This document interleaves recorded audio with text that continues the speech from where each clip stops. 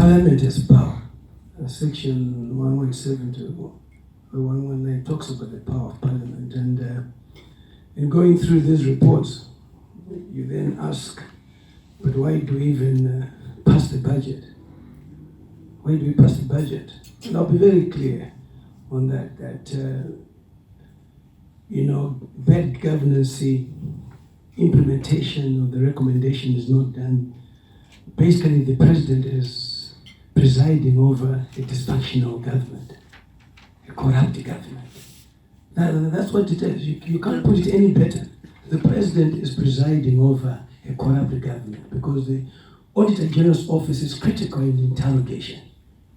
And in interrogating all this, everything is pointing out to the negative.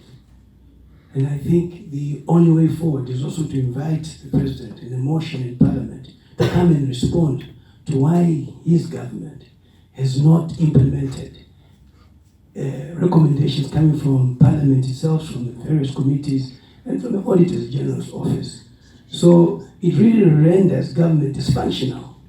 Two, you also have a situation where the Public Financial Management Act is very clear about quarterly reports coming before Portfolios Committee. And yes, we are here. Some are chairperson of Portfolio Committee, but why do you then pass the budget for that ministry? I mean, I would say to the chairman of the Budget Committee, who is the Honorable Nyashan, why do you pass the budget, your finance, when all these indicators show that they're doing well?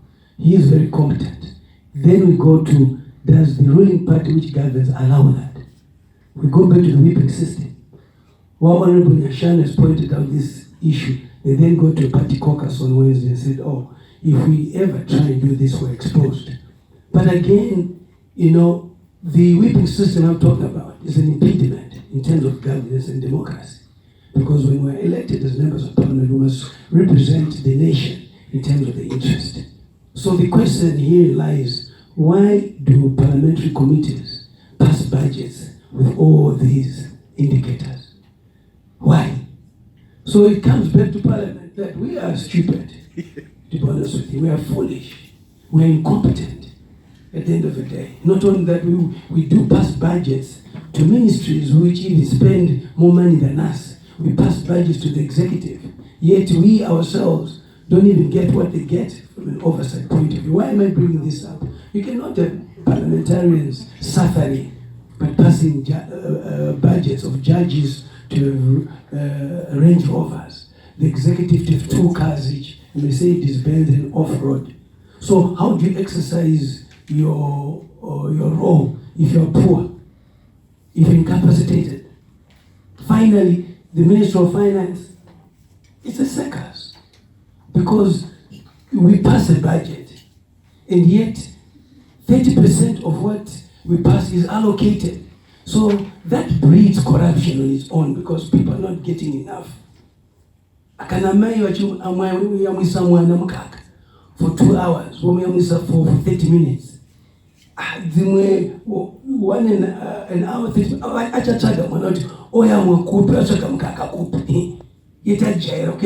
2 hours. So there's a shortfall. And what happens in a shortfall? These are the repercussions. So there is no discipline for the Minister of Finance in adhering to what would have been passed. We burn midnight candles to pass the budget. But what comes out of it is totally rubbish. It's a dysfunctional government at the end of the day. Because inflation is hitting us. As you heard that he does not come to Parliament for condonation, so they're just spending. Devolution money is issued without the law being followed, without a bill. So,